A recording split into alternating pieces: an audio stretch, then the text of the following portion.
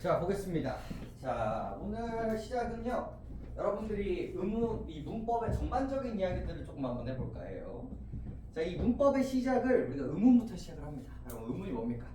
이거 여러분들 정상적인 중학교 수업을 들었다면 알아야 돼요. 의문의 정의가 뭐죠?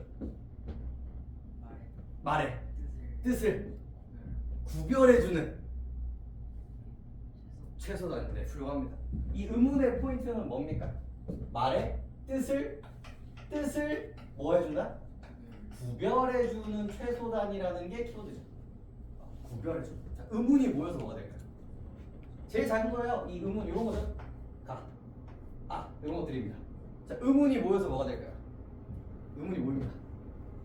기억이 모이고 아가 모여요. 이렇게 모이면 뭐가 돼요? 음절. 그렇지. 의문이 모여서 음절이에요. 자, 이제 알아야 돼요, 여러분들. 오늘부터 아는 거예요. 이 절이라는 게 끊을 절자예요. 뜻이 뭐예요? 의문까지 다 맞잖아. 음절이 뭘까? 뭘 끊는 걸까? 뭘 끊어요? 소리를 끊어요. 즉, 소리를 끊어 있는 최소단. 소리를 끊어 있는 최소단. 그래서 우리가 이거 읽을 때 스아 이렇게 안 읽잖아요. 어떻게 읽습니까? 사 이렇게. 요런 느낌으로 되는 게 음절이라고 이야기를 합니다. 그래서 우리 맨날 중학교 때 틀리잖아요. 이 음절로 쓰시오. 그럼 어떻게 해야 돼요? 사, 과 이렇게 두 글자로 쓰는 거죠. 그래서 음절이라는 개념이 바로 뭐다? 소리를 끊어 있는 최소단. 떨어졌나요? 여기까지. 자, 음절이 모이면 어떻게 됩니까? 음절이 모이면 뭘까요? 그 다음 단계에 올까? 그 다음 단계 단어 너무 빨라요. 그 전 단계가 하나 있어요. 뭐가 있을까? 단어 전에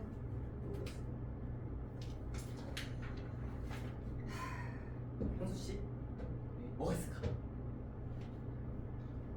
뭐가 있을까? 아니 보지 말고 아무나 말해봐. 문법적인 뭐가 있을까? 뭘 것 같아 느낌? 단어인 것 같아. 우리 친구께서는 뭐 같습니까? 뭐 같아요? 내 머릿속에 뭔가라도 있을 거 아니야? 뭐가 있을까? 네, 뭘까요? 그 다음이요. 들어봤을 거야. 실질 형태소 이런 것도 들어봤을 거야. 형태소. 얘의 정의는 뭐냐면요. 뜻을 가지고 있는 최소단입니다. 그래서 드디어 사과라고 이야기를 했을 때 뭐가 만들어집니까? 뜻 이미지가 만들어지는구나. 가 되는 거예요. 이걸 형태소.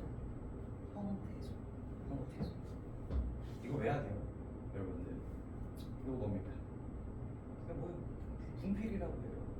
여러분들 이거 냉장고라고 얘기하면 의사소통 돼야 돼. 자, 법이라는 건 글의 법칙이에요. 우리는 이거를 분필이라고 부르기로 했다고. 근데 이거를 우리는 이제 뭐라고 부르기로 한다고요? 형태소라고 부르기로 하는 거예요. 여러분들이 문법이 어려운 이유는 여기서부터 시작이에요. 얘를 분필이라고 모르는 거야. 분필이야 라고 하는데 이거 뭐예요? 라고 했을 때 여러분들이 이거 뭐예요? 라고 했을 때 냉장고? 라고 얘기하는 거랑 똑같은 거라고. 이 단어를 모른다는 거. 개념부터 시작인 거야. 법은. 우리 약속을 하는 거죠. 형태소가 모여서 우리 아까 얘기했죠? 뭐가 됩니까? 단어. 즉 형태소가 하나가 단어일 수도 있고요. 두 가지가 합쳐져서 단어가 될까 합니다. 그래서 합성어, 파생어라는 개념이 바로 여기서 등장하는 거죠. 단어의 정의가 뭘까요? 뜻을 가지고 있으면서 뭐야? 자립하는, 즉 혼자 쓸 수 있는 최소단이라고 이야기합니다. 자, 그래서 형태소에 사과도 있지만 풋이라는 애도 뜻을 가지고 있기 때문에 뭐라고 얘기를 합니까? 형태소라고 얘기해요. 근데 단어예요? 아니에요? 단어는 아니에요. 왜? 혼자 쓸 수가 없으니까. 근데 얘는 어떻습니까? 뜻을 가지고 있으면서 혼자 쓸 수도 있어요. 양옆에 띄어쓰기가 가능하단 말이에요. 그래서 얘는 단어라고 얘기하죠. 근데 얘도 단어, 형태소이면서 단어예요. 근데 얘는 형태소이지만 단어가 아니에요. 그리고 이 두 가지를 뭐 합니까? 합치기로 해요. 그래서 단어가 풋. 요거를 우리는 이제 파생어라고 부르는 단어라고 이야기하는 거죠. 이미지를 따라오시면 지금 점점 어떻게 되는 걸 느껴져요? 점점 사이즈가 커져가고 있다라는 걸 배우시면 됩니다. 자, 단어가 뭐예요? 단어가 뭐입니다. 그다음 뭘까요? 단어가 뭐였어? 그다음 뭘까요? 우리 준희 씨. 그다음 뭘까요? 문장. 너무 빨라요. 문장. 봐봐 지금 이거밖에 안 했단 말이야. 이거밖에 안 했다고. 근데 갑자기 문장이 되면 이상하잖아. 그다음에 뭘까? 대부분 다 여기서 문장이라고 얘기를 하는 거야. 절 똑같이. 문장과 절은 거의 유사한 단위예요. 다르긴 해. 단어가 모이면 뭐가 나오냐면요. 그 유명한 여러분들은 무시하고 싶겠지만 어절이라는 개념이 나와요. 어절. 얘가 포인트가 뭐냐면 띄어쓰기에 가로치고 실질적 표현. 원래 원칙적으로는 단어가 띄어쓰기의 기본이거든요. 사과, 좀, 줘 이렇게 하면 된단 말이야. 다. 근데 우리는 되게 독특한 애가 있어. 단어임에도 불구하고 혼자 못 쓰는 애가 있어. 혹시 알고 계십니까? 조사. 그렇죠. 사과, 가, 철수, 를, 학생, 이가. 이렇게 체형 뒤에 붙어서 얘가 문장에서 어떤 역할을 하는지를 결정주는 아이들을 조사라고 해요. 이놈이 단어임에도 불구하고 자립해야만 단어임에도 불구하고 예외 조항으로 붙습니다. 이 조사라는 놈이. 그래서 이런 얘기가 나오죠. 사과, 가. 요 개념이 바로 뭐가 됩니까? 자, 이거 단어라고 하면 돼요, 안 돼요? 안 돼. 단어가 몇 개니까? 2개니까. 2개잖아. 그래서 얘를 뭐라고 부르는 겁니까? 어절이야. 어제 한번 따라하세요. 입을 열어야 돼. 이제 외우는 거야. 이거 분필이야. 이거 뭐라고 부른다고요? 어절이라고. 어절. 오늘 외워가는 거. 어절. 자, 어절이 모입니다. 어절이 모이면 아까 전에 말했던 얘기들이 나오는데 구라는 개념이 나오고요. 그 다음에 뭐가 되기도 합니까? 문장이라는 개념으로 나옵니다. 이렇게 두 가지로. 어절이 두 개가 모이면 어떨 때는 구가 되고요. 어떨 때는 문장이 된다는 거예요. 그러면 이 두 가지를 구분하는 키워드는 뭐겠습니까? 정이겠죠. 여기 있어요. 그 남자가. 자, 하나, 둘, 이어절입니다. 구예요, 문장이에요? 구예요. 남자가 있다. 어절 몇 개예요? 하나, 둘. 이렇게 되는 거예요. 이거 뭐예요? 구예요, 문장이에요? 문장. 이유가 뭐게요? 그렇죠. 주어 동사. 그걸 뭐라고 불러요? 주어 동사를. 그리고 벌써 마음에 안 들어. 근데 자, 방금 우리 친구 뭐라고 합니까? 주어, 동사. 지금 레벨링이 어때요? 이게 우리 영어의 폐예요. 미치겠어. 아예 너희 탓이 아니야. 우리나라가 우리 한국 문법보다 뭐를 먼저 배워요, 여러분들? 영어를 먼저 배워요. 주어 동사는 근본이 없는 얘기예요. 우리 국어에서. 왜? 레벨이 다르거든. 주어랑 뭐라고 얘기해야 돼요? 서술어라고 그러죠. 서술어라고 얘기를 해야 되는 거예요. 근데 이게 너무 자연스럽죠. 이게. 우리나라의 형태소와 영어의 그 형용사가 다르거든요. 아예. 보호라는 개념 다르고 관형사라는 애도 달라요. 근데 이제 영어부터 배우다 보니까 헷갈리거든요. 얘가 구고요. 얘가 문장입니다. 그 이유가 뭐냐면요. 문장의 정의에 있어요. 문장의 정의는 뭐냐면 키워드가 뭡니까? 완결의 뭐야? 그럼 도대체 이 완결의 키워드는 뭐냐? 크게 세 가지입니다. 하나가 뜻이 완결이 돼야 돼요. 나는 밥을 먹었다. 여기 뜻이 완결이 돼야 되고요. 그 다음에 형식적으로 완결이 돼야 돼요. 온점을 찍고 느낌표를 찍고 물음표를 찍어야 돼요. 그래야 문장의 완결이라고 합니다. 이런 게 나오겠어요? 나오지 않죠. 문법적으로 중요한 게 뭐냐면 문장 요소, 문장 성분의 완결이라고 얘기를 합니다. 그래서 문장을 이룩하기 위해 꼭 필요한 성분들을 뭐라고 불러요? 주성분. 꼭 필요 없는 성분을 뭐라고 부릅니까? 부속 성분이라고 부르게 됩니다. 즉 얘는 주어와 서술어라는 꼭 필요한 문장 성분이 완결이 됐기 때문에 문장이라고 부르는 거고요. 얘는 주어가 있기는 하지만 여기 관형어라고 부르거든요. 남자를 꾸며주기 때문에. 자, 뭐가 없습니까? 서술어가 없어요. 그래서 문장이 됩니까? 안 됩니까? 안 되는 거예요. 그래서 뭐라고 부릅니까? 구라고 부릅니다. 그리고 아까 절이라고 얘기를 했는데 절은요, 이 문장이 또 다른 문장으로 들어갈 때만 절이라고 얘기를 합니다. 그래서 단순히 요거는 절이라고 하면 된다 안 된다? 아니야. 이게 여러분들 문법의 흐름입니다. 요게 이제 여러분들이 이 문법의 여행에 앞서서 어디까지 가야 하는가에 대한 이야기. 여기에다가 이제 중세국어까지. 여기 중세국어까지가 여러분들이 다 배워야 되는 부분. 근데 웃긴 건 여러분들 고등학교 1학년 때 어딜 배우냐면요. 여기가 나와요. 여기 한 단원 나오고요. 여기 한 단원 나오고 여기 한 단원 나옵니다. 고등학교 1학년 1학기 때 여기 배워요. 여기만 배워요. 그럼 문제가 뭐게요? 여기만 공부하면 점수가 나올까 안 나올까? 안 나오는 게 문제예요. 안 나오는 게 문제예요. 왜? 얘를 이해하기 위해서 여기 뭐가 나오냐면 음문의 변동이 나와요. 음의 변동이라는 개념이 나옵니다. 얘가 음문의 변동이 나와요.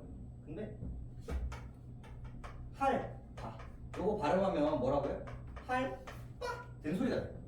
그럼 얘가 왜 된소리 되기가 되나요? 라고 했을 때 요 리을 때문이에요? 라고 물어봅니다. 그럼 요 리을의 이름이 뭐냐면요, 그 유명한 관형사형 전성어미라는 개념이 나와요. 관형사형 전성어미래. 이걸 외우면 돼. 근데 문제 이해를 하려면 뭘 알아야 돼? 관형사가 뭔지를 알아야 돼요. 관형사 어디서 나오게요? 단어에서 나옵니다. 이 단어의 정체가 뭐니? 명사, 대명사, 동사라고 할 때 나오고요. 전성어미라는 개념 어디서 나오게요? 전성어미라는 개념. 이 단어에서 용언의 활용해서 어간과 어미라는 개념으로 등장하고요. 이 전성어미를 쓰잖아요. 그럼 이 문장에서 아까 썼던 절이라는 개념이 등장합니다. 무슨 개념이 등장해요? 관형절, 명사절이라는 안긴 문장에 대한 개념이 등장하기 시작을 하죠. 봐봐, 우리는 뭘 배울 뿐이야? 여기를 배울 뿐이야. 여기만 배우고 싶어. 근데 여기를 제대로 이해하려면 뭘 알아야 돼? 문법의 전반적인 얘기들을 다 하나씩 알아야 돼. 제일 좋은 건요, 여러분들 문법 전체를 12월 달에 다 배우고 가면 제일 좋아요. 제일 좋은 방법 뭡니까? 인강 끊어서 1강부터 30강까지 쭈르륵 다 보시는 거를 추천드립니다. 그러면 훌륭한 고등학교 생활을 할 수 있지. 근데 그게 이제 물리적으로 여러분들 수학도 해야 되고 영어도 해야 되고 그러잖아요. 힘들단 말이에요. 그래서 이제 우리 딱 4번 동안 제가 여러분들한테 해드리는 게 바로 뭐라고요? 필요한 것만 뽑아서 알려드리는 거예요. 최대한. 그게 제 역할입니다. 이 4주 동안. 당황스럽다니까 여러분 학교 가면 헐까 왜? 여러분들 알고 있다는 전제 하에 들어가요. 그리고 좀 높은 학교, 백석고라든지 아니면 운정고라든지 이런 외고라든지 그런 친구들은 그냥 아예 여기서부터 여기까지 다 들어간다고 생각하시면 됩니다. 교과서엔 여기밖에 없지만 내용은 다 어떻다? 다 나온다 라고 생각하고 가시면 됩니다. 혹시 지원학교가 어떻게 됩니까? 일지만 동현씨 일지만 어떻게 됩니까? 국제고 훌륭하네. 준이는 어디입니까? 저연고. 저연도 좀 나이도 있어요. 저연도 공부 잘하는 학교입니다. 현수씨 행신고. 행신은 그래도 좀 중급 정도? 막 그렇게 어렵지는 않고요. 준씨는 정발고는 쉬웠는데 작년부터 이상해요. 작년부터 좀 이상해요. 나이도가 많이 올랐어요. 좀 만만치는 않습니다. 진짜 어려워졌어요. 백석이 제일 어렵긴 한데 여기서 일반계적에서는 정말 다 나옵니다. 싹 다 나온다고 생각하시면 됩니다. 그래서 우리는 요것들을 이제 배우기 시작하는 거예요. 만만치 않지만 친절하게 설명을 해드리도록 하겠습니다. 그것만 알아두세요. 학교 선생님은 친절하지 않습니다. 친절하지 않아요. 선생님 디스하려고 하는 게 아니에요. 나도 학교 선생님으로서는 그렇게밖에 못 수업 못해. 실수가 없어. 여러분들 수행평가 해야 되고 체육대회 해야 되고 시험 문제 내야 되고 시간이 없다니까 그냥 프린트 주고 하는 거야. 그냥 알려주시지. 하지만 그걸로 아마 충분하지 않을 겁니다. 그래서 우리는 잘 준비를 해가지고 그래서 우리는 뭘 한다? 치고 어디서부터 시작을 한다? 이 뜻을 구별하는 최소 단위 이 음음부터 여기서부터 시작을 해보도록 하겠습니다. 여기서부터 다 치고 여기서부터. 자, 교재 1페이지고요. 프린트도 1페이지입니다. 죄송한 말이지만 제가 프린트에 번호를 안 매겼네요. 다급한 나머지 양해 부탁드립니다. 같이 들어가 보도록 하죠. 자, 가장 먼저 뭐가 눈에 띕니까? 음문의 정의부터 좀 시작을 해볼까요? 1번 음문의 정의입니다. 자, 아까 잘 얘기를 해줬습니다. 음문의 정의 뭐였습니까? 뜻을 구별하는, 구분하는 최소 단위입니다.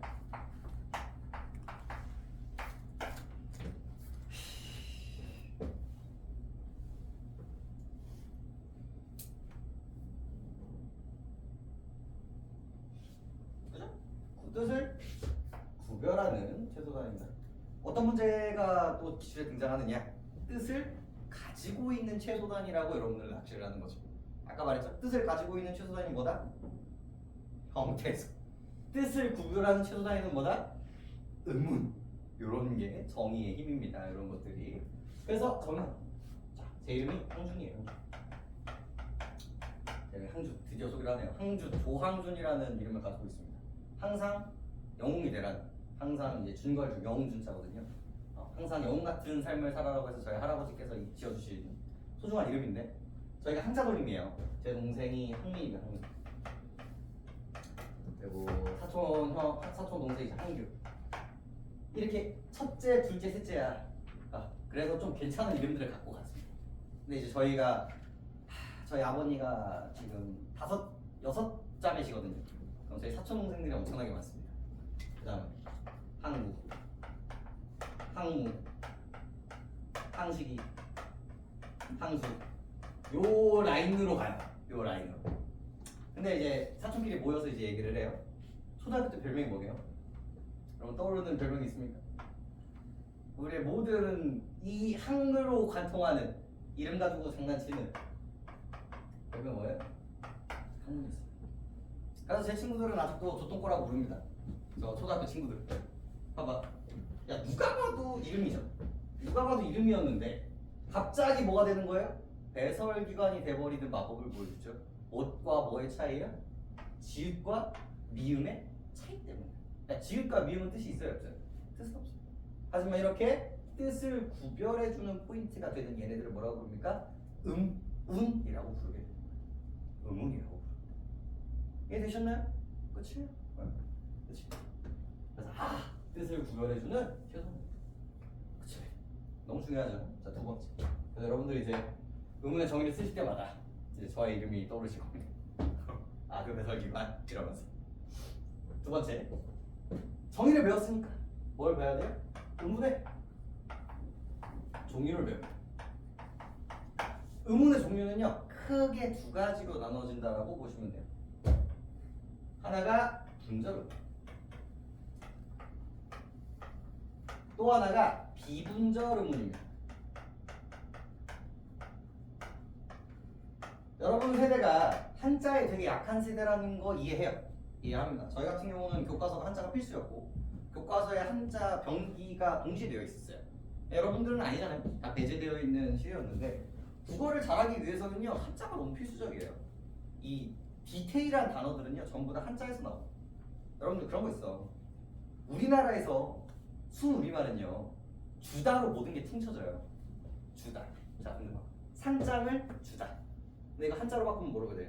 상장을 수여하다가 된단 말이에요.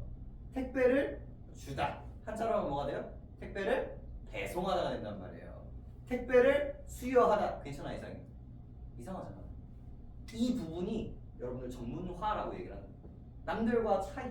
근데 봐봐, 이게 왜 중요하냐면요.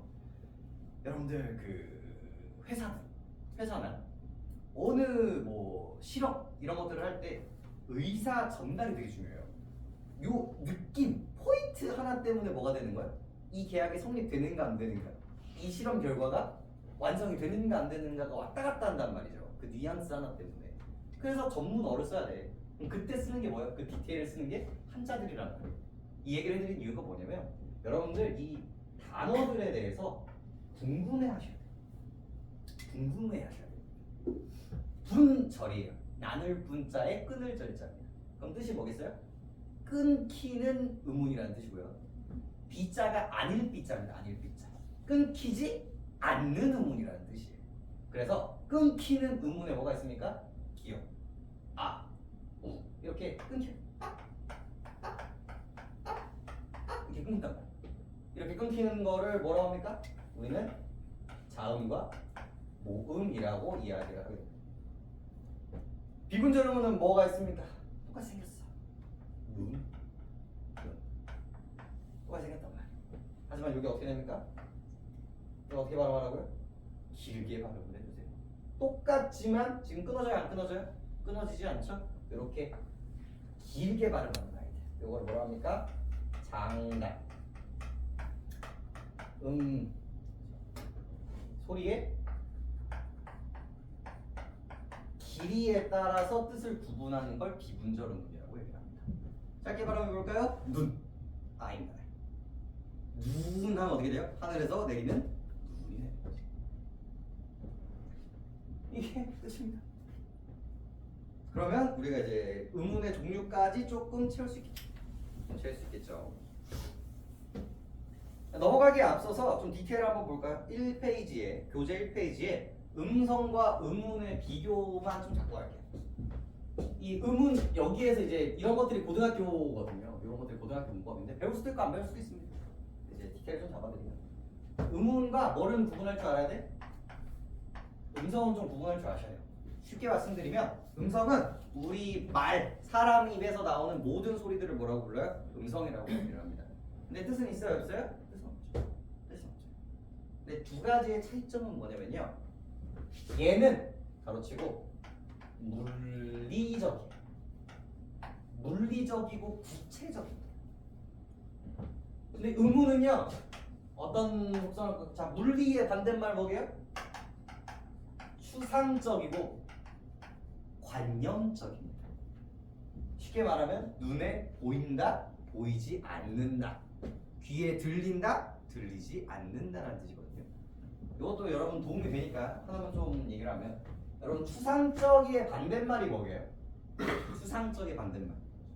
구체적 나쁘지 않은데 조금 애매해요. 요거 단어를 알면 추상적이라는 이미지가 확 와요. 구체적도 맞아. 잘했어요. 근데 뭐까지 아시면 되냐면 감각적이야. 요거 아시면 되게 추상적인 명확해져요. 눈으로 볼 수 있고 손으로 느낄 수 있고 귀로 들을 수 있는 걸 감각이라고 해요. 그렇게 들을 수 있는 것들을 뭐라고 부르고? 감각이라고 해요. 감각적이라고 하고 그렇게 볼 수 없는 걸 뭐라고 부릅니까? 추상적이라고 얘기해요. 그래서 자, 그 남자분들밖에 없고 원래 여성분이 계셔야 되는데 자 제가 아빠라고 얘기합니다. 아빠 이 리듬 이 높낮이 그리고 여러분들이 아빠라고 이야기했어요. 여기 여성분이 계셔. 아빠 했을 때 물리적으로 다르다고요. 높낮이도 다르고 진동도 다르고 진폭도 다르단 말이에요. 하지만 우리 머릿속에 떠오르는 아빠라는 개념은 같아요? 달라요? 같죠. 그래서 물리적으로 다른 걸 뭐라고 부르고요? 음성이라고 부르고요. 추상적으로 같은 걸 뭐라고 부릅니까? 음운이라고 부르게 되는 거예요. 이것도 되게 많이 나와요. 바꿔서요. 오답을 해요. 음운의 정의가 뭐예요? 뜻을 구별해주는 구체적인 단위야 라고 하면서 이제 오답이 만들어지는 거죠. 이 정도 체크해 주시면 되겠고 자 그리고 이제 비분절 음은 조금 이야기를 해볼까요? 비분절 음은의 장단입니다. 그래서 이런 시리즈들이 좀 있어요. 굴굴, 성인, 발발 이런 시리즈들이 있어요. 이때 원래대로 원칙대로라면 그걸 다 외워야 되는데 요즘 추세는 그렇지 않습니다. 왜냐면 너무 쌩한기잖아. 이런 거 배우실 때 학교 프린트 그리고 학교 교과서에 있는 것 정도만 외워주시면 돼요. 그 정도만 외워주시면 되는데 이런 거 되게 재밌어. 성인이 맞아요. 성인이 맞아요. 이런 거 말이에요. 이거 뜻이 뭐게요? 이거는 그냥 나이 먹은 사람이에요. 이건 뭐게요? 성인, 석가모니, 배울 점이 많은 사람입니다.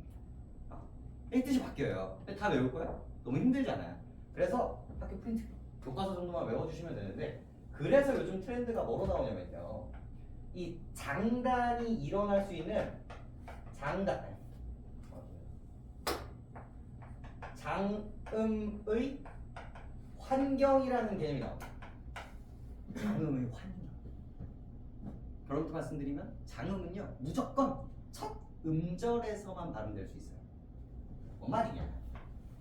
자, 눈이 있으면 눈. 하늘에서 내리는 눈이에요. 어떻게 발음해야 돼요? 길게 발음해야 돼요. 눈으로 발음을 해야 됩니다. 눈사람이 있고요. 쌀이 눈이 있어요. 눈 이렇게 있습니다. 자, 요거 어떻게 읽어야 될까요? 눈사람이라고 읽어야 돼요. 자, 얘도 스노우죠? 근데 쌀이 눈이 아니라 쌀이 눈이라고 발음해야 돼요. 그 이유가 뭡니까? 얘도 첫 음절, 얘도 첫 음절. 얘는 몇 번째 음절이에요? 세 번째 음절이죠. 그래서 전제 조건이 되는 거예요. 장음의 환경은 이 장음이 어디에 있어야 된다? 첫 음절에 있을 때만 장음으로 발음이 된다가 포인트인 거죠. 요거는 단어에 따라 상관없이 표현할 수 있는 부분들이기 때문에 선생님이 요 부분을 좀 잘 물어보는 편입니다. 요 부분. 그래서 별표 하나 드릴게요. 당연히 뭐 사람 눈과 비교하는 그런 부분도 있죠. 발도 재밌어요. 발이에요. 요 발은 뭘까요? 요 발은 짧아요. 발입니다. 근데 이게 커튼 같은 거 발 좀 내려라 라고 할 때 있죠? 그때는 발. 그런 것들이 좀 있어요. 됐나요? 자, 분자로문 조금 들어가 볼까요? 자, 자음과 모음을 나눠야 돼요. 여기에 뭐가 있고요? 자음 있고요. 여기에 뭐가 있죠? 모음 있습니다. 자, 한번 여쭤보자. 여기서 잘 대답을 할 수 있나 한번 볼까요? 금현 씨? 자음의 정의를 볼까요? 네? 자음의 정의를 볼까요? 아니 편히 얘기해. 괜찮아. 지금 틀어도 돼.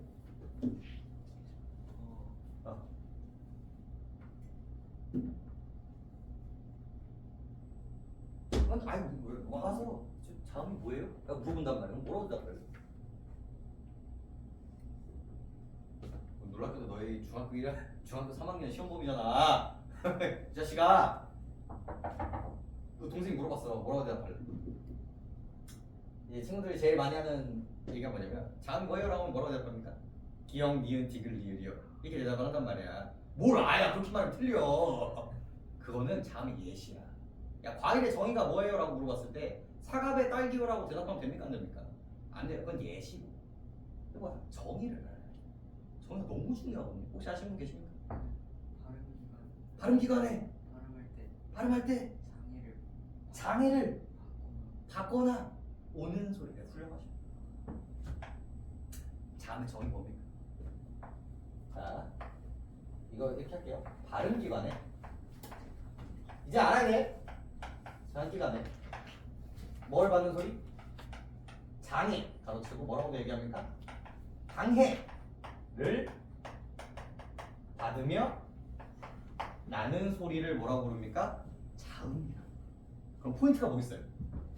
발음 기관과 장애가 포인트가 된다. 그럼 장애가 뭔가요?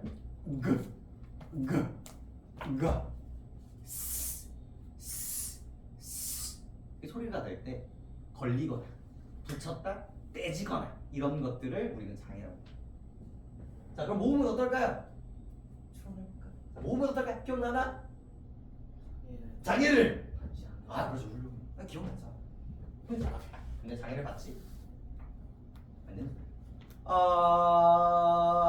우리는 이런 걸 장애를 받지 않는다라고 얘기를 하고 있어요. 뭐가 차이입니다. 자, 그러면 우리가 자음을 정확하게 이해하기 위해서는 어떻게 됩니까? 두 가지를 알아야 되는데 이 발음 기관과 이 장애가 뭔지를 아는 게 포인트예요. 자, 이름을 바꿔봅니다. 발음 기관은 뭐로 바꿉니까? 음을 조립하는 기관이라고 해서 조음기관이라고도 이야기를 하고요. 이 장애, 방해를 음을 만드는 방법이라고 얘기를 해서 조음 방법이라고도 이야기를 합니다. 이렇게. 그래서 우리는 이 두 가지를 이해하는 거예요. 뭘 하기 위해서? 자음을 이해하기 위해서. 자, 그래서 프린트 교재 두 번째 볼까요? 두 번째. 그거 얘기할까? 그 의문의 종류에 이 비분절음문의 억양이라는 개념이 있죠. 요거는 교과서에 따라 조금 다른데 비분절음문으로 들어가기도 하고 들어가지 않기도 합니다. 지금 학교가 물어보죠. 지금 학교가 그냥 대답을 해주는 거고 지금 학교가 명령이죠. 뜻이 다르단 말이에요. 그래서 요거를 의문으로 채택하는 교과서도 있고 아닌 학교도 있습니다. 그래서 원칙적으로는 장단만인데 이 억양도 들어갈 수도 있고 안 들어갈 수도 있고 학교 선생님이 말해주는 대로 따라가시면 됩니다. 자, 넘겨보시면 2페이지에 대한 이야기들을 우리 이 자음 체계표에 적어보시면 됩니다. 천천히 보여드립니다. 두 가지 기억하시는 거예요. 자, 뭐 기억한다? 가장 먼저 뭐를 까는 게 합리적일까요? 좋은 위치를 까는 게 가장 합리적일 겁니다. 이제 그림이랑 같이 나올 거예요. 그림이랑 같이 나올 텐데 요런 그림이랑 같이 나오면 요런 그림이랑 같이 나와요. 요런 그림. 이빨이에요, 이빨. 이 앞부분부터 나옵니다. 자, 여기 뭐라고 하는 거예요? 뭐예요, 이거? 입술 그래요. 자, 한자로 바꾸면 뭘까요? 한자로 바꾸면 뭘까요? 입술 순입니다. 입술 순. 그래서 우리 여기를 무슨 음이라고 합니까? 여기를 순음이라고 이야기를 합니다. 순을 보자. 자, 그 다음이 어디냐면요, 이 부분입니다. 이빨 앞이 아니에요. 가끔 이런 짜치는 문제가 나와요. 이빨 앞이 아니에요. 이빨 뒤입니다. 이빨 뒤. 잇몸 소리라고 이야기를 하죠. 이빨 소리라고도 이야기를 합니다. 자, 이빨 한자로 뭡니까? 우리 치과 가죠? 치입니다. 치. 잇몸까지 한다면 치조음이라고 이야기를 해요. 그래서 두 번째를 가면 뭐가 됩니까? 치조음. 치조음. 자, 그 다음에 여기예요. 그 다음. 자, 혀를 조금 당겨볼까요? 그러면 딱딱해요? 말랑말랑해요? 딱딱합니다. 말랑말랑하다고 하면 안 돼요. 딱딱하고. 선생님 말랑말랑한데요? 딱딱합니다. 자, 아직도 기억나요? 제가 이제 국문과를 나왔는데 국문과 때 교수님이 가장 먼저 했던 그 충격적인 퍼포먼스가 뭐였냐면요. 여기 앞에 있는 친구가 그 발음을 어디 있는지 모르겠다고 하는 거예요. 그래서 손을 들고 입에다가 푹 찍어서 여기야! 라고 하는 그 CD고 그 친구는 거기서 토를 했어요. 그래서 그 충격이 아직도 남아있는데 그 발음이 바로 여기입니다. 잘 모르겠다면 제가 가서 눌러드릴 수 있습니다. 그래서 단단한 입술. 여기 단단한 입천장입니다. 그죠? 거센 입천장 소리라고 얘기를 하죠. 자, 유식한 말로는 뭐라고 합니까?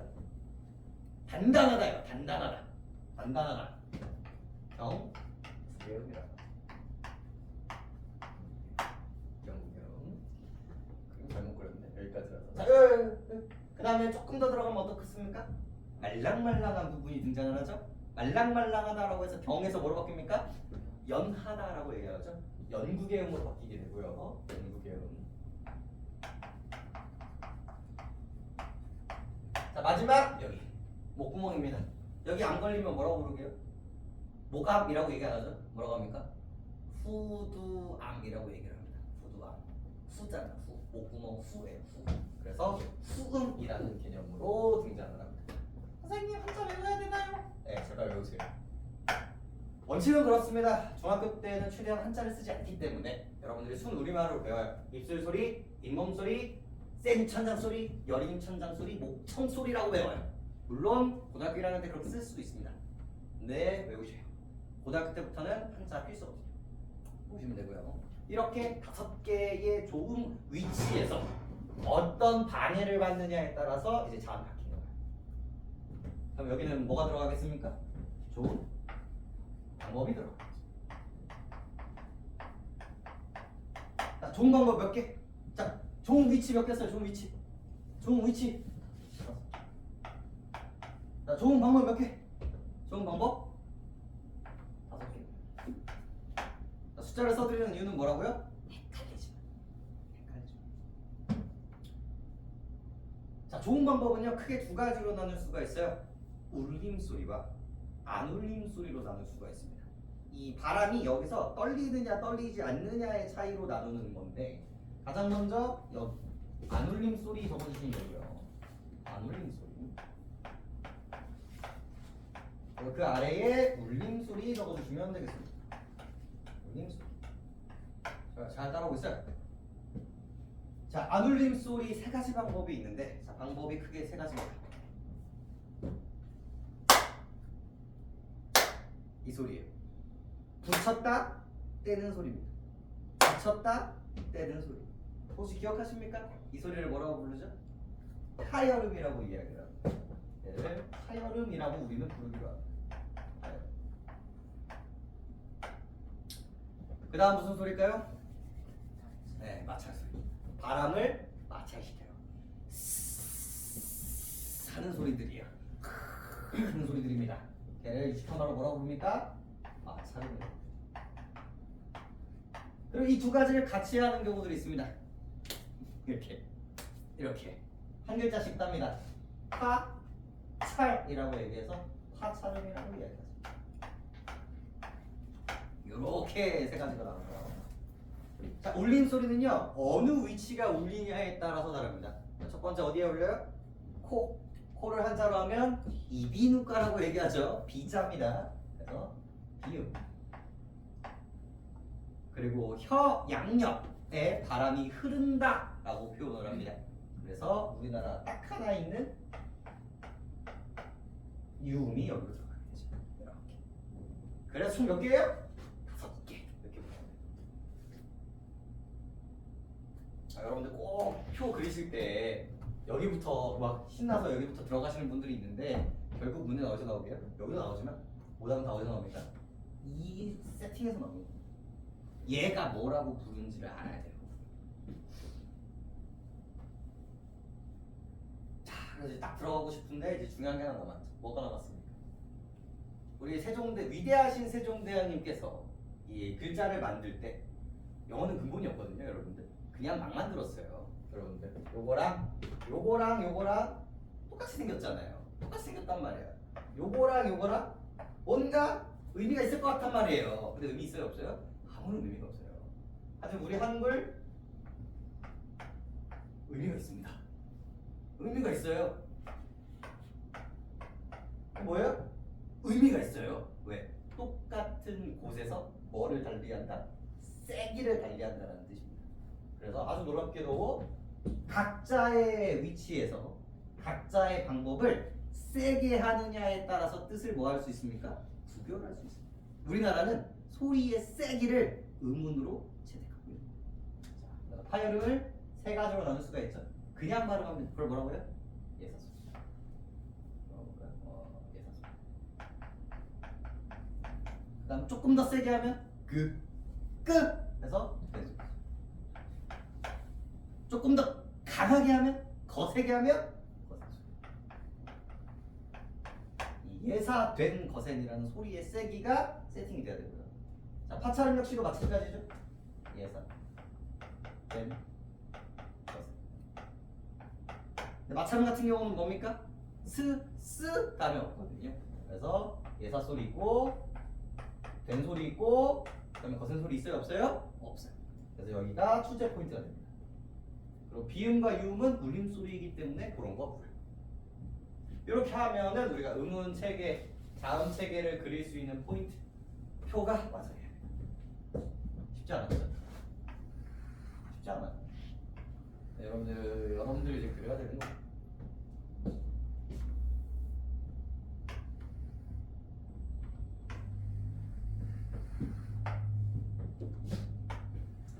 왜 날이 갈수록 못 그리는 것 같아요.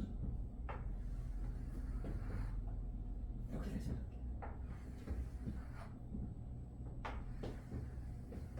이거를 여러분들이 그릴 수 있으면 이렇게 그릴 수 있습니다.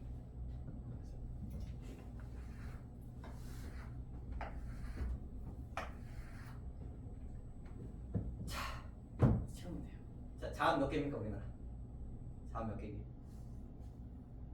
중요해. 이런 디테일이 되게 중요한 거야. 여러분들 자음 몇 개기?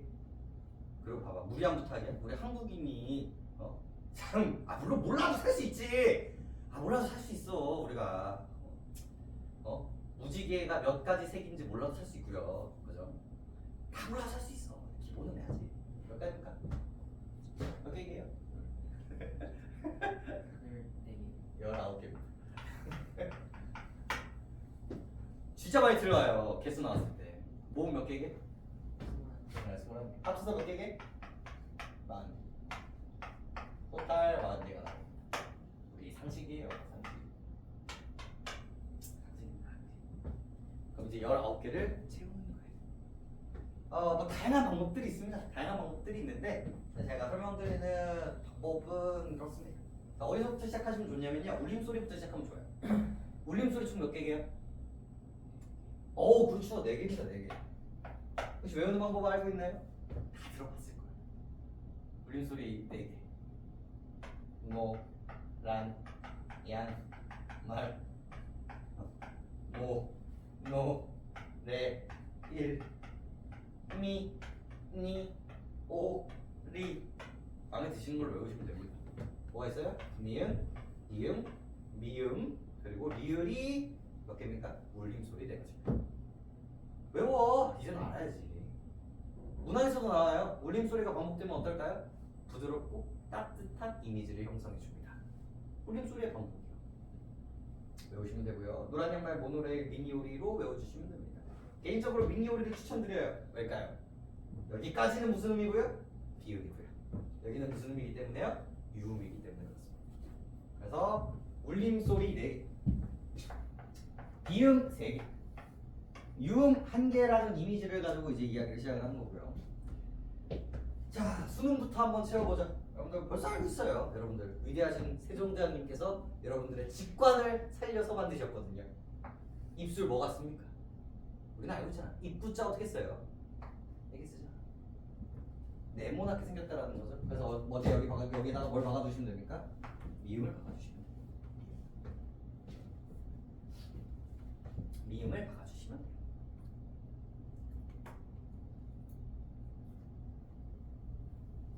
그 다음 옆에다 이제 얘기를 해야 된단 말이에요. 자, 위치가 어디라고요? 치조음이고요. 그리고 코를 올려야 되는데 이때 결국은 뭐와 뭐를 만나게 하는 거냐면 혀를 가지고 만든다고 생각하시면 돼요. 우리가 이렇게 돼 있어요. 이빨이 있어요. 자, 우리 해볼까요? 느껴봐. 했을 때 혀가 어떻게 됩니까? 이렇게 되죠. 혀가 어떻게 돼요? 요런 모양 돼요. 요런 모양. 그래서 우리 여기다 뭘 집어넣는 거예요?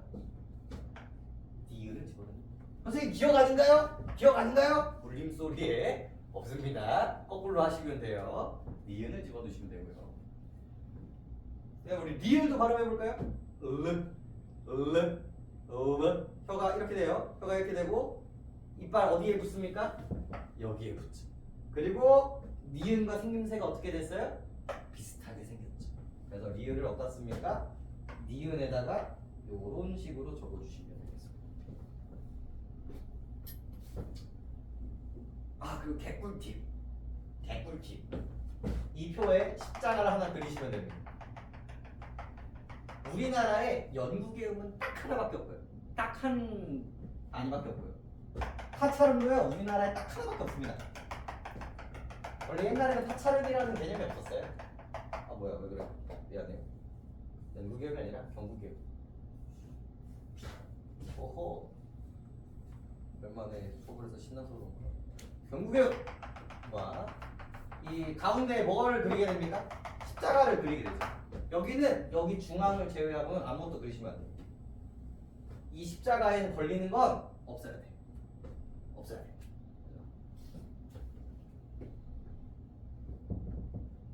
자, 그러면 이음이 남습니다. 자, 이음은 연국의 음일까요? 후음일까요?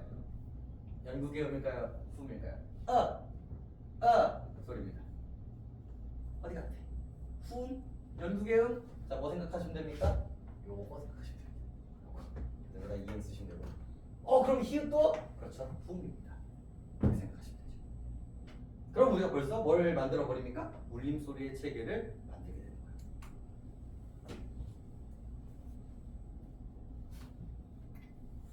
됐나요? 다시 한번.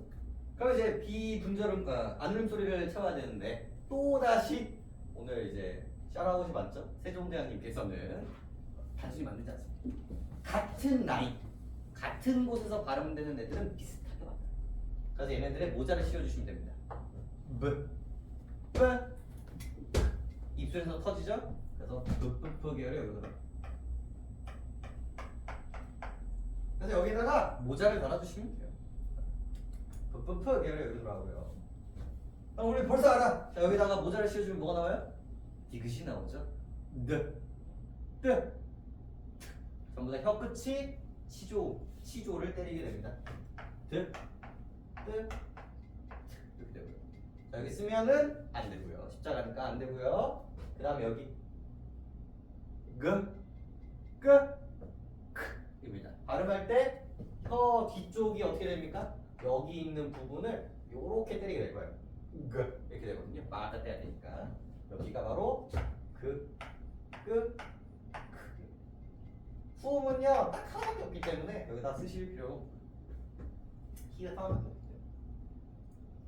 자, 대망의 경국의 음이자 파창음이죠. 우리나라에 딱 하나밖에 없는 거예요. 딱 하나밖에 없고요. 여러분 되게 직관적으로 외우시면 됩니다. 츠라인이에요.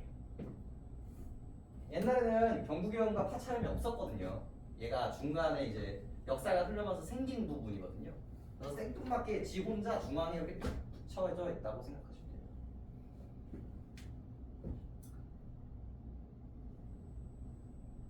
자, 그 다음에 이제 마찰음이죠. 마찰음은 바람을 낸다고 생각하시면 되는데 수는 소리가 안 나요. 자, 그럼 그 다음에 어디 내시면 됩니까? 이빨과 혀 사이의 바람을 불어일으면 돼요. 소리가 나고요. 이때 혀의 모양이 이 이빨이 이렇게 있고 혀의 모양이 이렇게 돼 있어요. 그래서 마치 요런 꼴이 만들어진다라고 해서 시옷이 바로 여기에 쓰이게 됩니다. 시옷, 쌍시옷이 이쪽으로 적히게 됩니다. 거센 소리는 존재하지 않고요. 십자가이기 때문에 경국의 넘어가고요. 우리 후음 하나 채워야겠죠? 한 개 남았거든요. 그래서 후음 어디로 들어갑니까? 여기로 예사 소리로서 히읗이 딱 들어갑니다. 그러면 다음 책이 끝이에요. 질문? 자, 다음 주에 여러분들이 요거 드렸을 때 적어주시면 돼요. 문제 푸는 거 중요하지. 요거 적을 수 있으면 끝이에요. 선생님 내신 전에 외울게요. 그런 말도 안 되는 소리 하지 마시고 외워주세요. 외워주시면 돼요. 그럼 사과가 영어로 뭐죠? 수능 날까지 잊을까요? 안 잊을까요? 안 잊겠죠? 그렇게 외워주시면 돼요. 수능 날까지 쓰는 거야, 여러분들. 여러분들은 문법 도망도 못 가. 여러분들 전 선배들은 화법과 작문이라는 겁쟁이 쉼터가 있었어요. 근데 여러분들은 얽매 무조건 해야 되잖아. 문법 무조건 해야 된단 말이에요. 그래서 반드시 외워야 되고요. 3년 내내 했어. 공부를 잘한다는 건 결국은 효율성이에요. 다들 똑같이 공부하거든요.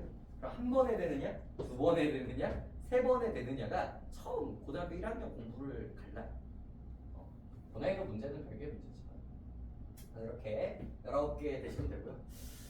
전 이렇게 외우는 거를 추천드려요. 이런 과학적인 그런 배경과 이런 발음과 이런 것들을 외우길 바라는데 결국 외우는 게 장땡이잖아요. 저 때 그리고 저를 가르쳤던 선생님 그리고 그 선생님의 그 선생님 때부터 내려오는 별로 좋아하진 않지만 그런 비기 같은 것들이 하나 있습니다. 앞글자를 따는 거죠. 자, 여름입니다. 아버지가 어머니한테 얘기를 해요. 어디 갑니까? 가. 자, 어디로 가요? 해. 누구한테 얘기하는 겁니까?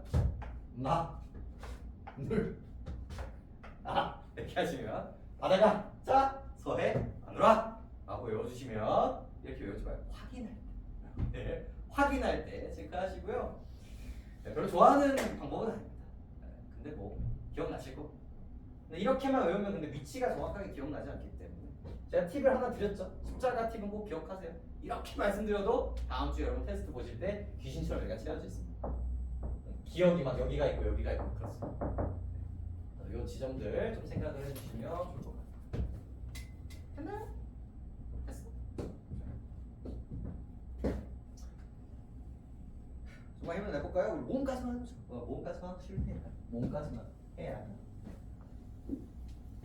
예쁘게 수업을 나갈 수가 있으니까 몸 가봅시다.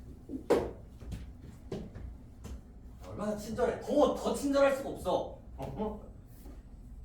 학교 가시면 이거 5초면 끝나요. 5초. 다음 체계야. 외워. 따라 완성 이렇게 된단 말이야. 자, 모음의 정의는 뭐였습니까? 발음 기관에 장애를 받지 않는 소리입니다. 즉 그래서 방해를 제외한 나머지 기관들이 되게 중요해요. 나머지 기관들이 뭐가 있냐면 입술 그리고 혀의 위치입니다. 그래서 입술과 혀를 구분하게 되는데 그래서 세 가지로 나눠요. 여기 앞, 뒤를 고민합니다. 혀가 앞에 있는가 뒤에 있는가를 고민을 하는 거예요. 그래서 혀의 앞뒤를 가지고 앞에 혀에 있어요. 전설모. 혀가 뒤쪽에 있어요. 도설모. 으로 나누고 시작을 합니다. 그 다음에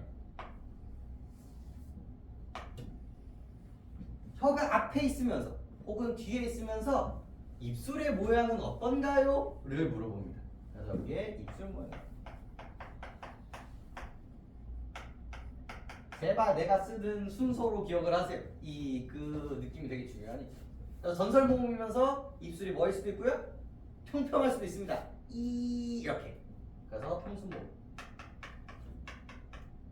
어떨 수도 있어요? 동그랄 수도 있습니다. 오 이렇게. 그래서 원순. 도설 역시도 마찬가지입니다. 평순일 수도 있고요. 원순일 수도 있고요. 이걸로 이제 시작을 하는 거고요. 그리고 마지막에 뭐가 있습니까? 혀가 위에 있을 수도 있고 중간에 있을 수도 있고 아래로 갈 수도 있습니다. 그래서 혀의 높낮이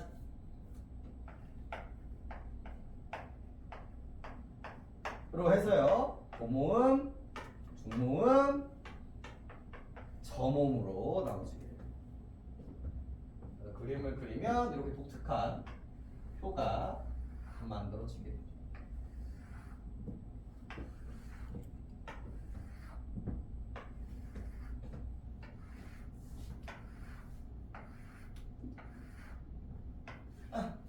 가 됩니다. 파스. 지금 우리가 쓰고 있는 건 단모음이고요. 자, 이것도 외워볼까요? 자, 이거 몇 번째 칸입니까? 이거 몇 번째 칸이? 첫 번째 칸이죠. 이게 이부터 시작해. 이에서 시작을 하는 거예요. 이에서 시작하고요. 자, 여기가 첫 번째 칸이고요. 자, 여기는 그럼 몇 번째 칸입니까? 두 번째 칸이죠. 이를 적어주면서 위쪽으로 올려주시면 됩니다. 요렇게 시작을 해볼게요. 으에서 시작을 하는 거예요. 이 혀를 빼볼까요? 이가 되는 거고요. 자, 여기서부터 이제 내려가면 됩니다. 이에가 되는 거예요. 그래서 에가 되고요. 자, 여기서 여기로 가려면 어떻게 됩니까? 이가 되는 거거든요. 그래서 뭐가 됩니까? 위가 되고요. 내려가면 우회가 됩니다. 그리고 자 여기 두 번째 칸이죠? 그러면 여기 얘가 있어요 없어요? 없죠. 나머지 것들을 다 하나씩 빼주시면 됩니다. 그러면 완성이야. 하나씩 다 빼주시면 됩니다. 여러분들 많이 틀리는 포인트를 조금 말씀드리면 자 뭐가 먼저입니까? 왼쪽이 먼저입니다. 여기가 먼저고요. 그 다음에 뒤쪽으로 가는 게 두 번째고요. 그리고 요거 서로 마주 보셔야 됩니다. 서로 마주 봐야 돼요. 등 돌리고 있으면 안 되고 마주 봐야 돼요. 이렇게까지만 좀 말씀드리면 어지간하면 포인트들은 다 잡을 수 있고요. 총 몇 개입니까 여기? 10개. 그래서 우리가 지금 뭘 배운 거예요? 단모음 10개를 책임표를 기반으로 외우신 겁니다. 여기서 이제 출제 포인트. 여기서 이제 한 문제가 좀 많이 나오는 편인데 이 고모음, 중모음, 저모음 결국 봐봐. 이 전체적인 그 부분에서 볼게요. 자, 혀를 내리면 어떻게 돼요? 이야가 된단 말이에요. 혀도 혀지만 뭐가 바뀌어요? 크기가 바뀌죠. 즉 입 모양의 모양의 크기에 대한 이야기가 나옵니다. 그래서 고모음은 작다 크다. 네, 작다. 그리고 저모음으로 가면 갈수록 뭐다? 크다. 라는 이야기로 말을 바꿔서 출제가 될 수도 있으니까 이 부분은 좀 잡아주시면 돼요. 아, 좋아. 집중해서 잘하고 있어. 다 하나만 더 하면 돼요. 하나만 더 하면 되는데 좀 끔찍한 이야기가 있죠. 자, 단모음 10개였죠? 그럼 몇 개 남았습니까? 아까 모음 21개였으니까 이중모음 11개가 남아있어요. 자, 그러면서 자연스럽게 단모음과 이중모음이라는 개념이 등장을 하고요. 자, 물어봅니다. 자, 단모음의 정의가 뭘까요? 정의 지옥이죠? 단모음의 정의가 뭘까요? 발음을 입술이 변하지 않는 소리입니다. 그러면 이중모음은 발음을 할 때 입술과 혀의 위치가 변하는 소리라는 거죠. 이게 뭔 말이냐? 안 변해요. 근데 왜는 어때요? 오에 야도 발음해 볼까요? 이야 바뀐단 말이지. 그래서 바뀌는 소리를 이중모음이라고 이야기해요. 정의적으로도 중요하고요. 여기까지가 이제 중학교 얘기인데 여기에 하나가 더 붙어요. 고등학교 가면 얘가 난이도 이 등급 포인트 등장합니다. 반쪽짜리 모음이라고 생각을 하면 안 되는데 반모음이라는 개념이 등장을 합니다. 이중모음은 왜 발음이 바뀌나요? 라고 이야기한다면 얘는 반모음과 플러스 단모음이 합쳐져서 만든 꼴이기 때문에 그렇습니다. 그리고 이 이중모음을 얘기하는 데 있어서 반모음의 종류가 되게 중요하게 되는데 우리나라 반모음은 두 개가 있습니다. 하나가 J계열, 하나가 W계열이라고 등장하는 아이들인데 실제로 수능에서 요걸 썼기 때문에 얘기를 드립니다.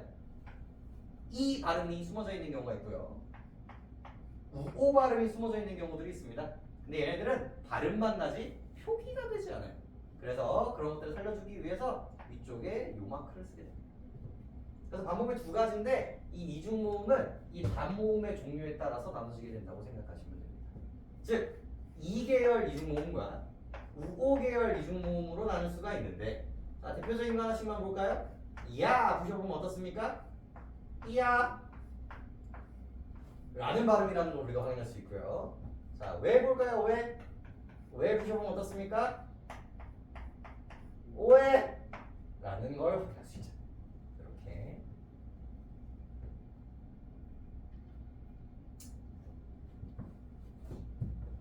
정말 어려운 서술형. 도대체 왜 얘를 반모음이라고 하나요? 왜 반쪽짜리 모음이라고 얘기를 하나요? 라고 얘기하는 건 결국 반모음이라는 것도 무슨 얘기도 되냐면 반자음이라는 얘기이기도 합니다. 조금 더 디테일하게 얘기하면 이 반모음은요 자음의 속성도 갖고 있고요 모음의 속성도 가지고 있어요. 자음의 속성도 갖고 있고요 모음의 속성도 갖고 있어요. 자, 돌아가 볼까요? 자음과 모음의 가장 본질적인 차이가 뭐였죠? 방해를 받지 않는다예요. 그래서 반모음은 왜 모음이라고 얘기를 하면요 뭐야? 방해를 받지 않기 때문에 라는 속성도 있고요. 근데 왜 자음이라고 얘기할까요? 왜 자음이라는 속성도 갖고 있을까요? 이거는요 어느 얘기까지 나오냐면요 음절이라는 개념까지도 같이 얘기를 해요. 우리 이 음운이 모여서 뭐라고 했었죠? 음운이 모여서 뭐가 된다? 음절이죠. 근데 이 음절이 되기 위한 최소 조건이 있습니다. 혹시 뭔지 아십니까? 음절이 되기 위한 최소 조건 반드시 뭐가 필요하고요? 반드시 모음이 필요해요.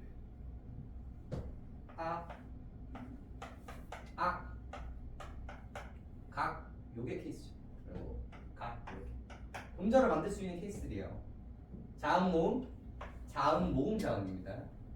얘 뭘까요? 모음 자음이고요. 얘 뭐라고 할게요? 모음이라고 할까요? 그래서 5개짜리죠? 얘는 자음으로 취급을 한다 안 한다? 초성에 오는 이음은 자음으로 취급을 한다 안 한다? 안 한다가 포인트예요. 얘는 원래 이렇게 쓰는 건데 이렇게 쓰면 이상하니까 채워주는 역할을 한다는 거죠.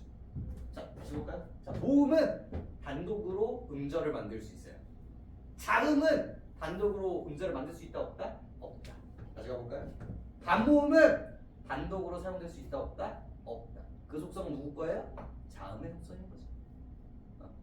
근데 뭐의 속성이 조금 더 본질적이야? 요 속성이 조금 더 본질적이죠.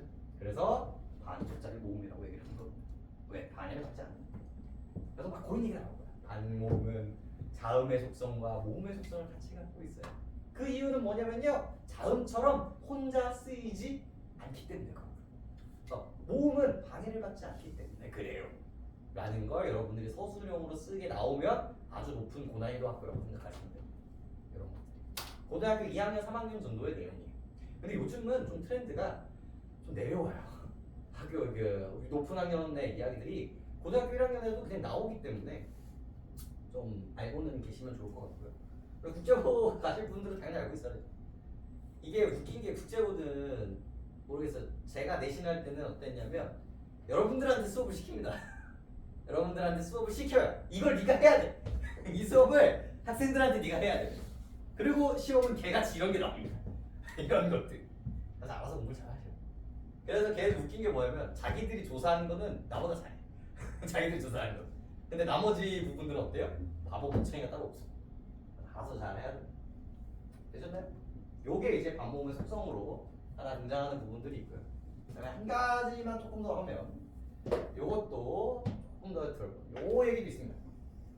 요 얘기가 뭐냐면 자 지금 반모음 어디 있어요? 앞에 있어요? 뒤에 있어요?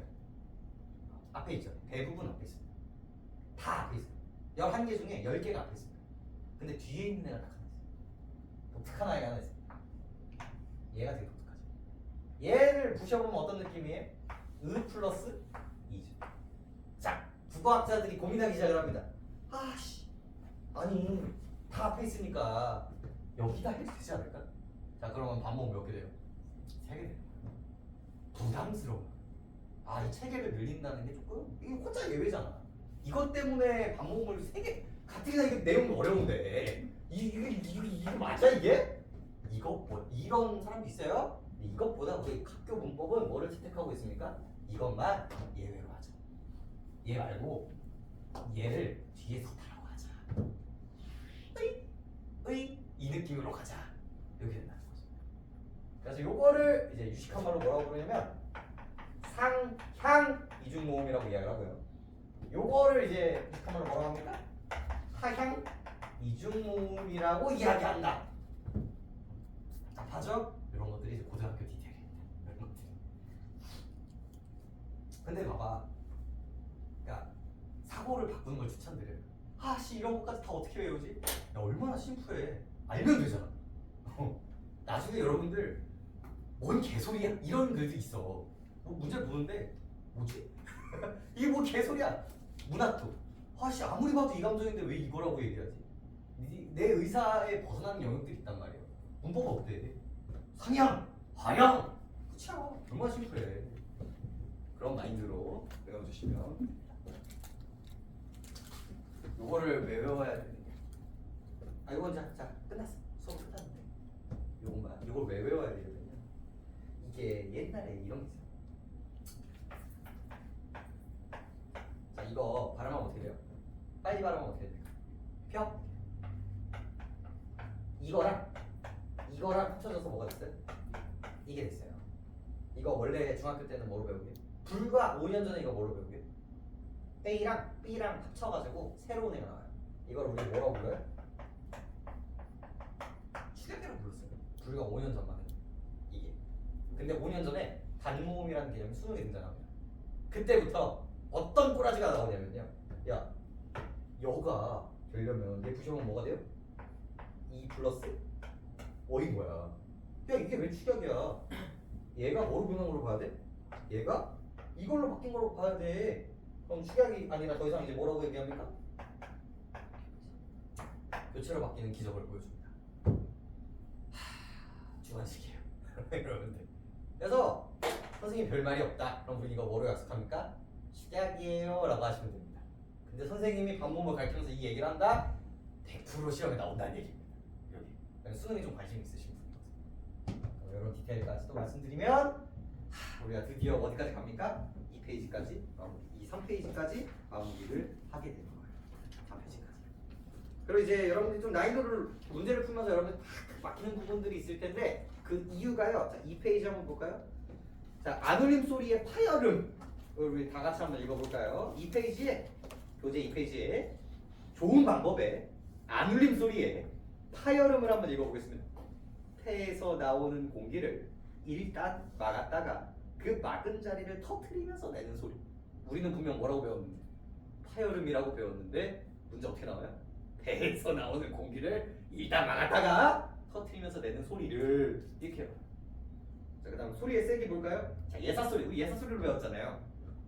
입안의 기압 및 발음 기관의 긴장도가 낮아서 약하게 파열되는 소리로 배웁니다. 근데 이 문장이요, 여러분들 교과서 8종, 9종 교과서거든요. 전부 다 달라요. 그래서 학교 교과서의 정의대로 외워주시면 됩니다. 근데 그 기조는 비슷해요. 기조는 비슷한데 좀 아다르고 어다르고 약간 그런 거. 아까 우리 자음 했을 때 장애니, 반애니, 좋은 방법이 다 똑같은 말이거든요. 근데 그 뉘앙스만 바꿔주는 거라서. 그래서 그러면 단순히 파열음, 마찰음 이렇게만 외우는 게 뿐만이 아니라 요 문장들을 눈에 익혀서 하셔야 이 뒤에 붙어있는 고난이도 문제들을 풀 수 있을 겁니다. 그거까지만 말씀드리면서 3페이지 그리고 4페이지까지 우리 마무리를 해보도록 하죠.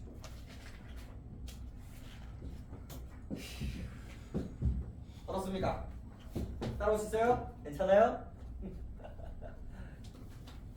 당연해져야 돼요. 우리 친구들도 아까 전에 정의적인 부분에서 대답 못한 부분들도 있죠? 그런 부분들도 이제 알겠다. 되게 재밌어요, 여러분들. 지금 몰라도 되거든? 한 달 뒤에 모르면 안 돼. 이 고등학생이 된다는 건 그런 거예요. 여러분들 고등학교 1학년 1학기부터 바로 뭐야? 여러분들 대입입시에 거의 직결돼요. 그리고 여러분들 세대는 입시가 어떻게 될지 아무도 몰라요. 아무도 몰라요, 진짜로. 그래서 일단 내신을 잘 보고 봐야 돼요. 잘 봐놓고 생각하셔야 되고, 그리고 1등급과 2등급의 비중이 정말 많이 늘어났습니다. 옛날에 1등급, 2등급은 10%, 12% 정도의 학생들이었다고 생각하시면 이제는 거의 30% 가까이 2등급까지 퍼센테이지가 만들어져요. 1, 2등급이 1등급이 되는 거고요. 3, 4등급이 이 3등급까지가 2등급이 되는 거예요. 그러다 보니까 대학 입장에서는 얘가 1등급이지만 과거에 2등급인 거고, 얘가 2등급이지만 과거에 4등급일 수도 있는 거예요.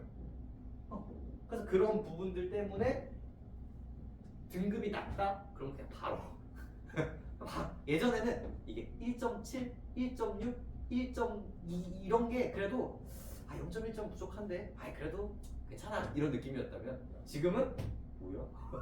이거 뭐야? 그러면서 그냥 떨구는 거야 그냥 이제. 왜? 그 격차가 더 심해졌습니다. 그러니까 반대로 말하면 이거 다 알잖아요? 그럼 여기는 맞출 수밖에 없어. 고등학교 1학년은 공부 열심히 하시면 되는 분야이기 때문에 잘 준비를 하셔서 하시면 좋을 것 같아요. 1학년 1학기 중간에 나올 수도 있고요. 기말에 나올 수도 있어요. 아무튼 나옵니다. 나오는 부분들이니까 고생하셨고 10분 쉬었다가 40분에